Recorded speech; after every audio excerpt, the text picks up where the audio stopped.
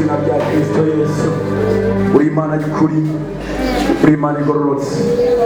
Turagushimiye neza yawe, tugushimiye kuvugana natwe, tugushimiye gukorana natwe, turagushimiye ibitangaza bidasanzwe koranye n'ishengero ryawe. Mana uriho kandi nibo badutumye kandi nibo baduhamagaye, nayo mpamvu uriho izina rya Kristo Yesu. Tugushimiye Mana Yesu, abarwayi baramuhura ntacyo wera, abarwayi baramuturuka reka bamuhure data, abari baramuswe Mana mu buryo bw'ubwenge Mana reka bamuhure